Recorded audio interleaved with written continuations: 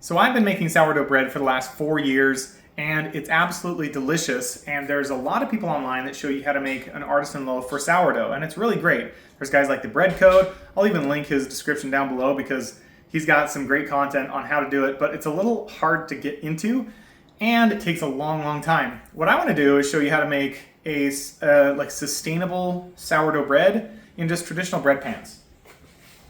So this is like a traditional sourdough loaf, and that's what it looks like. There's, that's the loaf that we're trying to make today. So I'm assuming that you already have a start. So I'm not going to go over how to make a start, but I'm going to show you how to maintain a start because I found the way I maintain it is a lot different than anyone else. Let's just get into it. For sourdough, all you need is just a few ingredients. You need salt, you need your sourdough start, bread flour, and water. That's it. It's super easy. And what we're going to do is we're going to add, for every 3 cups of flour, we're just using unbleached flour, just all-purpose flour. It's not even bread flour, it's just normal flour that you buy from the store. And for every 3 cups of flour, you add 2 teaspoons of salt.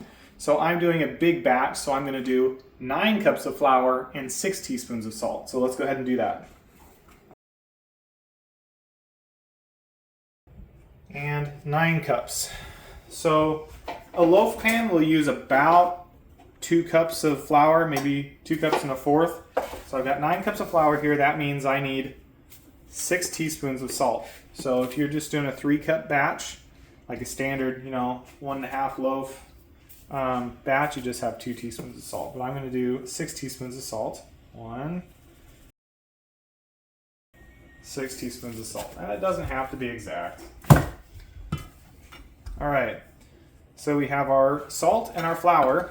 Now we're going to add our start. And what I like to do is I like to get just one of these mason jars, the small mason jars, and I'll just take whatever start is in here. And I differ from what other people do.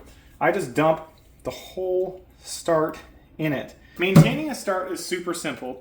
People have like giant, batches of start. You don't need a lot of start to maintain the start. I just have a little bit, a couple tablespoons is really all you need. You can even do it with a teaspoon. But what you'll do is you'll take about a 1/2 cup of flour and water and you'll mix it together. I'll just take a tablespoon, I'll put 3 or 4 tablespoons back in here. Let's do 4 today. And then you don't want to use hot water.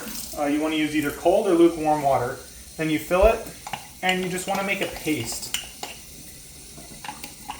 So look at the consistency in here. This is the consistency that you're looking for. You want to mix it up a little bit, get a little structure going in there. But you're looking for kind of that consistency. Could be a little bit thicker, could be a little bit thinner. Doesn't really matter. But that's how to maintain a start. And then what you do is you can either put this start on the counter and feed it every day, or you can put it in the refrigerator, which is what I'm going to do. And you can store it there for up to a week. And again, if you want to do the start, go check out the Bread Code guy. He's got a lot of stuff on starts. Here's the crucial part. We have 9 cups of flour. Half of that, we're going to add half of that as with water. So 4.5 cups of water. 1, 2,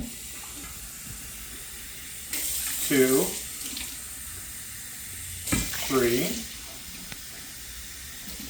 4.5.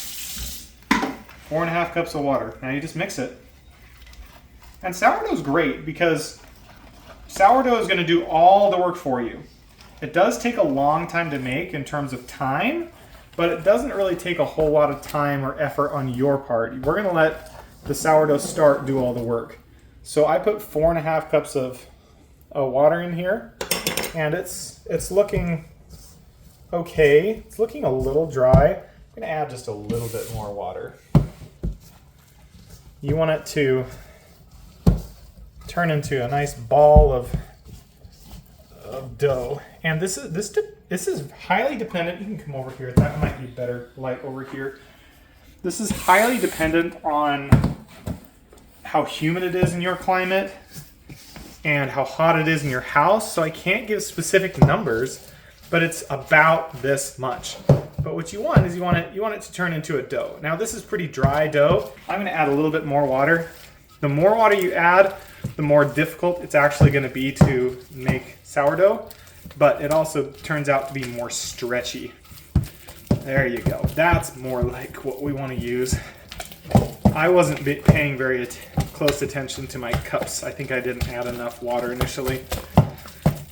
So then I'll just mix in this water and dough.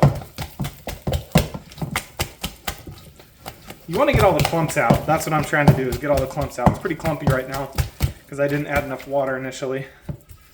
In fact, it's just like, I really should have paid closer attention to adding my water. Okay, good. So we've got this dough. It's pretty wet. It's pretty sticky.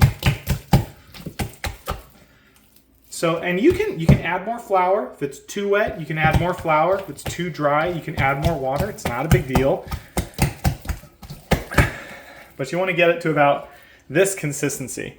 And when you're touching dough, a lot of times you want to get your hands wet, like this, get your hands wet, and then you can touch the dough and it won't stick as much. But that's the consistency you want. You want that initially. And that's it. So this is the sourdough, and we're just going to let the start working. And we're going to come back in about a half hour, and then we will start to fold the dough. And folding the dough is the next critical piece that we do in sourdough to make it structured and just delicious. And make sure that you cover it. Another thing with sourdough, a lot of times you don't want to cover it with stretch wrap because you can't breathe, but you want it mostly covered so it doesn't dry out. So I normally just put something on top of it. It can definitely breathe, but it's going to keep all its moisture because I live in an extremely dry climate. So keep it covered. You can use a cheesecloth or something like this. And yeah, we'll be back in a half hour. Okay, it's been about 30 minutes. Let's take a look at our sourdough. It looks pretty much the same, but let's get our hands wet. Let's go ahead and we'll do our first coil fold. So before, if we were to lift it up, it would have just been really gloopy. Now it's starting to stretch a little bit. It's not perfect. So our first coil fold is like this. We just bring it up and we're going to fold this over. So what we're going to do is we're going to come up to one side, get our hands underneath it, and then we're going to lift. It doesn't really work because there's not a lot of structure to it right now, but we're just kind of folding it over. We're kind of lifting it up, folding it over like that. That's what we're doing. And if it starts sticking to our hands a little bit, that's okay. We'll just get our hands wet so it's not going to stick too bad. And we're just going to fold it, fold it, fold it till we get some type of structure in the dough. So we're skipping a bunch of steps that you would normally do with sourdough. So you just want to make it so it's like it's starting to form some sort of shape, and it's going to start to get some structure on the sides. I'm going to get my hands a little bit more wet, and see it's starting to rip here. That's okay. We don't need a whole ton of structure this first time, but we want it to kind of be like this by the end of that first fold. And you can see right down here how it's starting to fold on itself right there. So it's starting to fold on itself like right there. You can see that. If we were to fold it again, the coil fold is going to look like that. You can see it's got a fold right there. So we've already got some structure in this, and that's it. That's all we're going to do. And now we started what's called our bulk rise, where we're going to rise it for the next, well, it really depends on the temperature. If it's around 80 degrees, probably about 5 hours. If it's around 70 degrees in your house, it could take, depends on the humidity too, but it could take upwards of 12 hours to get this done. About every hour and a half, we're going to do a coil fold on it, and I'll show you what a coil fold looks like. And we'll do it probably 3 or 4 times during the bulk rise, and then we'll be done.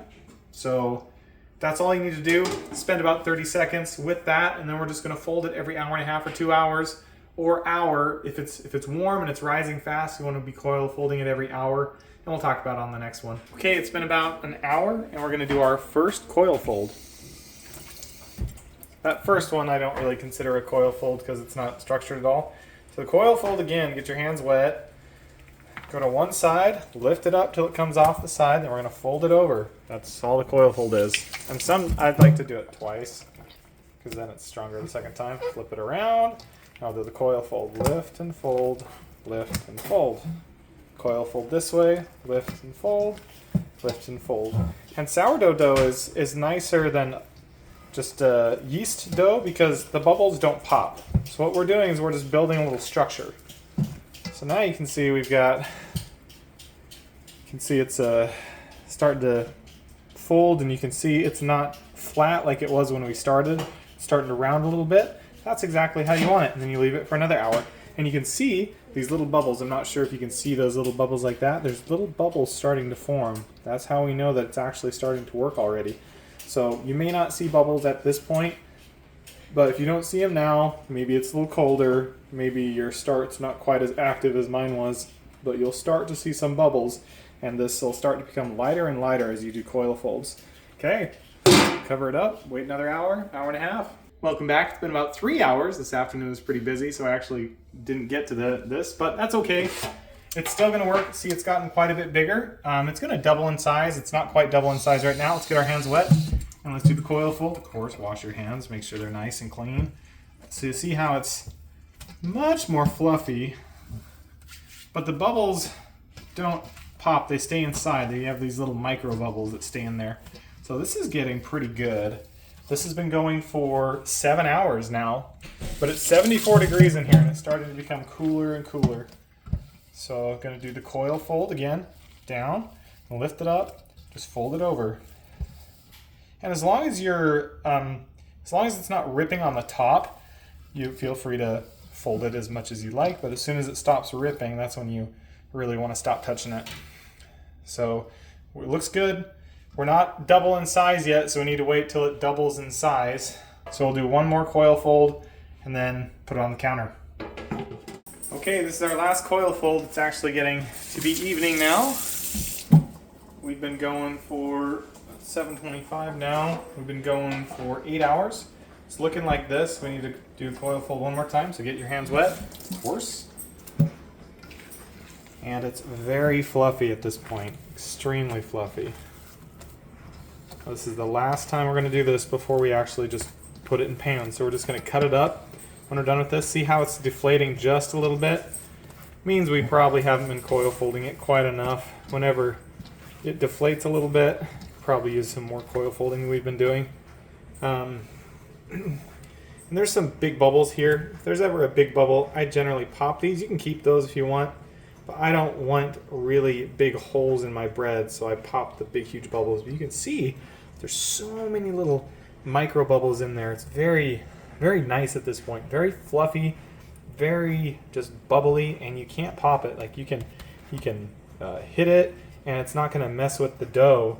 It's just gonna, that's the beauty of sourdough. It's really great. So we're gonna wait one more hour, and then we're gonna put it in pans. All right, we've got our dough. It's been about 10 hours since we've started, and we did about, what was that, 3, 4, maybe 5 coil folds. So that's ready to go. It's doubled in size, and it's very fluffy, as you can see. So now we just flour a surface. Hopefully you have a counter or something you can put this on. You want a floured surface just so it doesn't stick. And we're gonna flip this upside down onto it.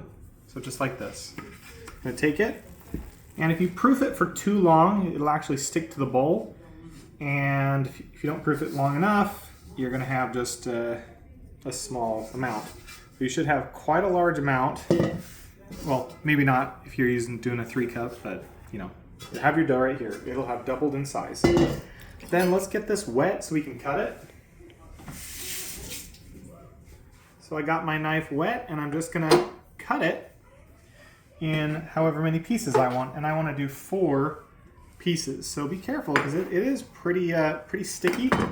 So we can flour it, we can put water on this, or we can put flour on our knife. Doesn't really matter which one. Kind of pick whatever you want. And I'm never good at making these even, but ideally you want 4 pieces that are even because I'm making bread. All right, so we've got 4 pieces of dough. You got your bread pans, and you can use Crisco to grease them. I just use a spray can.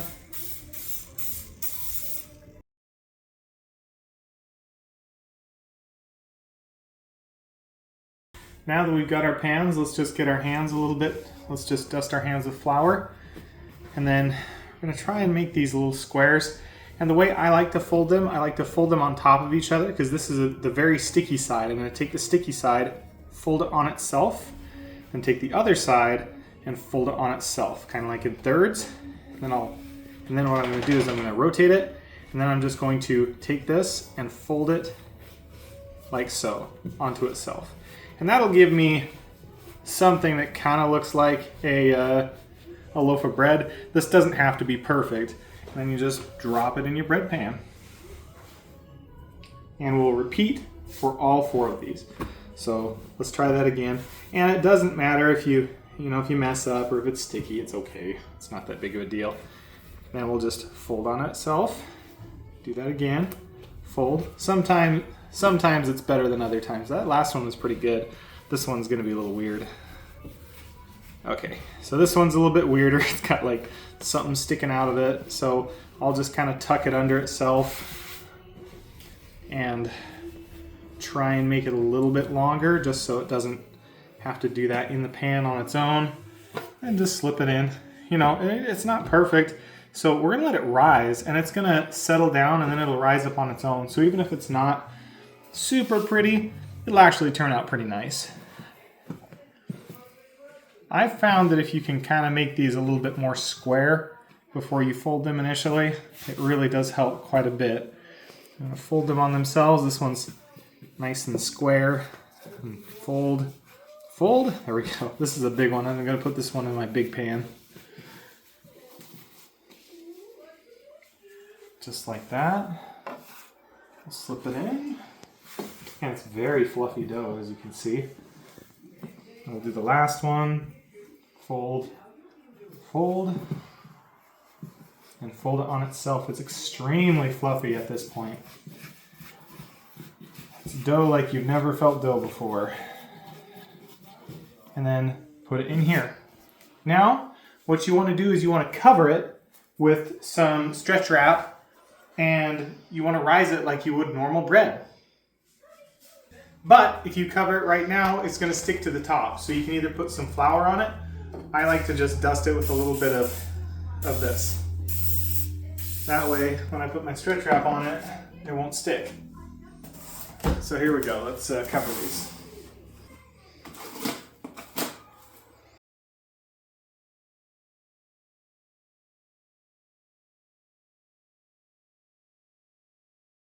All right.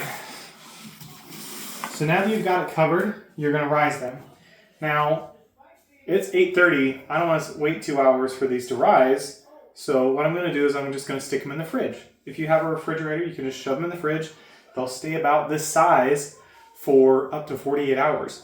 And I really like doing them overnight because that's when you get a lot of flavor. The longer you can let this dough sit, the more flavor it's going to have. And if you leave it at room temperature, it's going to continue to rise. We can essentially slow down the process significantly by putting it in a 34-degree refrigerator.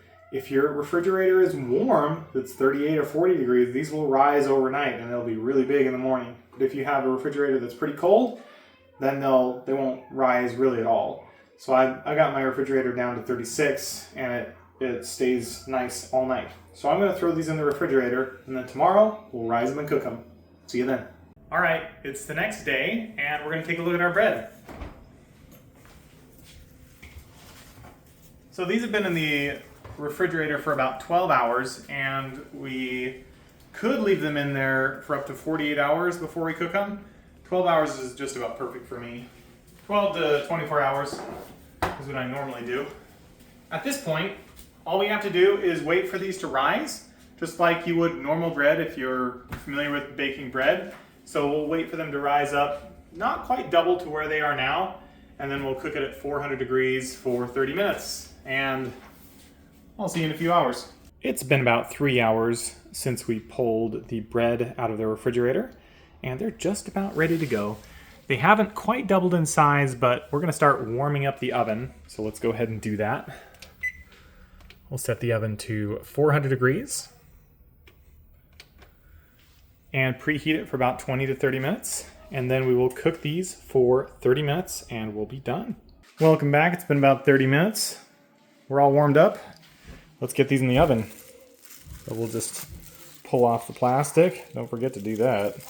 Since we put some oil on the top, they're going to be really easy to take off. Do be a little careful though. I don't necessarily pull straight up. What I like to do is I like to just pull back on it like that. Comes off really easy. Okay, just throw these in the oven for 30 minutes. Let's go ahead and do this. Open it up. Let's put this one in the back. My oven's not that big, so I gotta be a little creative. There we go.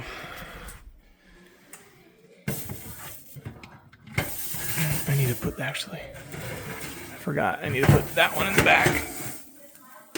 Right. Last one. All right.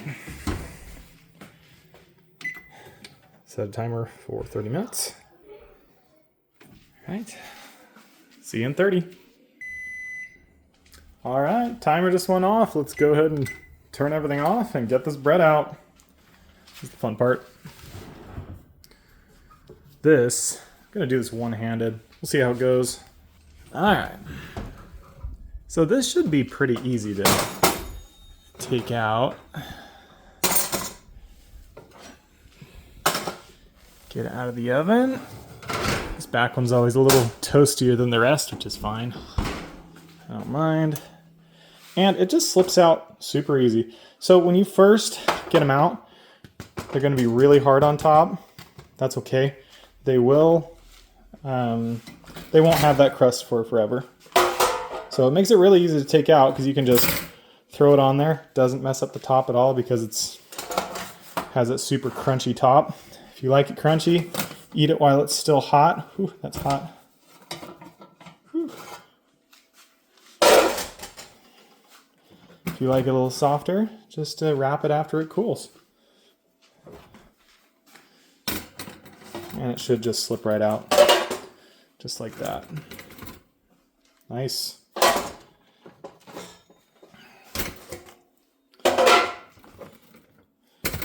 And that's it. That's what you're looking at.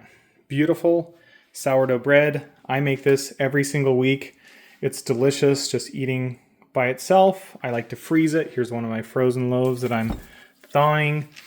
Makes amazing French toast. It makes amazing toast. It's just absolutely delicious.